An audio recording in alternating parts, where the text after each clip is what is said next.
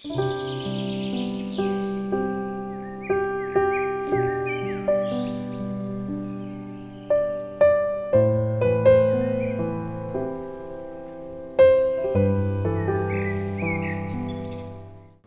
2021년 11월 20일 연중 제33주간 토요일입니다.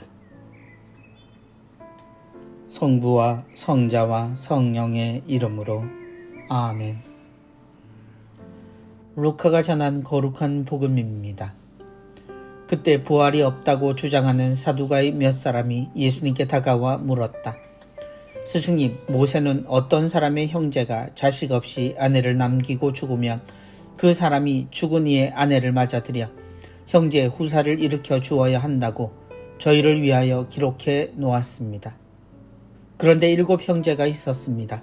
마지가 아내를 맞아들였는데 자식 없이 죽었습니다. 그래서 둘째가, 그 다음에는 셋째가 그 여자를 맞아들였습니다. 그렇게 7이 모두 자식을 남기지 못하고 죽었습니다. 마침내 그 부인도 죽었습니다. 그러면 부활 때 그 여자는 그들 가운데 누구의 아내가 되겠습니까? 7이 다 그 여자를 아내로 맞아들였으니 말입니다. 예수님께서 그들에게 이르셨다. 이 세상 사람들은 장가도 들고 시집도 간다. 그러나 저 세상에 참여하고 또 죽은 이들의 부활에 참여할 자격이 있다고 판단받는 이들은 더 이상 장가드는 일도 시집가는 일도 없을 것이다. 천사들과 같아져서 더 이상 죽는 일도 없다. 그들은 또한 부활에 동참하여 하느님의 자녀가 된다.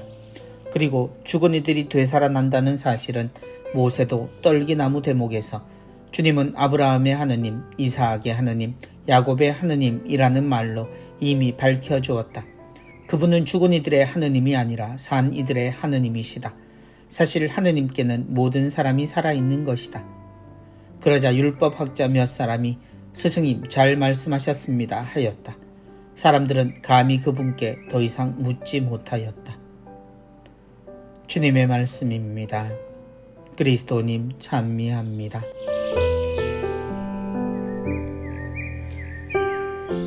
그들은 또한 부활에 동참하여 하느님의 자녀가 된다.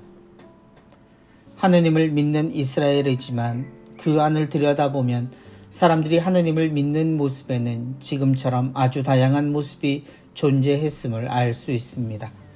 속속들이 알 수는 없다 하더라도 오늘 복음에 등장하는 사두가이파 사람들은 독특한 사람들이었습니다.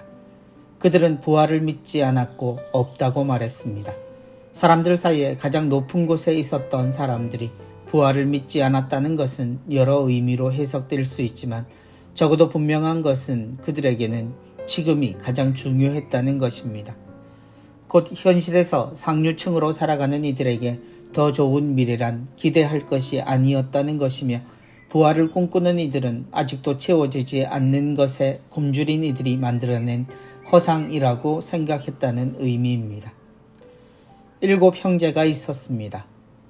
그들이 만난 예수님은 백성들 사이에서 등장한 지도자로 무지하고 성전에 와서 그들의 생계를 뒷받침하던 이들의 지지를 받고 있는 사람이었을 겁니다. 그들은 예수님에게 건넨 이 지루한 이야기로 주님의 말씀을 비웃고 동시에 부활을 믿으며 살아가는 이들의 생각도 조롱하려 합니다. 부활 때 그 여자는 그들 가운데 누구의 아내가 되겠습니까?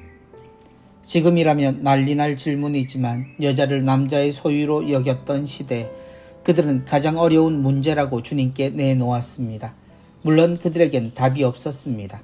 있지도 않은 부활이었으니 말입니다. 그런데 자신들의 부유함과 권세를 자랑하던 이들에게 예수님은 그들의 무지함으로 그들의 입을 막으십니다. 저 세상에 참여하고 또 죽은 이들의 부활에 참여할 자격이 있다고 판단되는 이들은 더 이상 장가드는 일도 시집가는 일도 없을 것이다. 천사들과 같아져서 더 이상 죽는 일도 없다.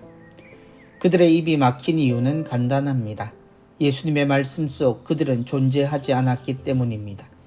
이미 답을 갖고 있지 않았던 이들에게 주님의 말씀은 그들 스스로 잘라낸 세상의 이야기였습니다. 그리고 주님은 그들이 부활의 근거로 세운 세상살이에 대해 완전한 분리를 선언하시며 그들의 근본이 되는 조상들이 여전히 하느님 앞에서 살아있음을 이야기하셨습니다. 부활의 가장 중심은 이 말씀에 있습니다. 사실 하느님께는 모든 사람이 살아있는 것이다. 성부와 성자와 성령의 이름으로 아멘.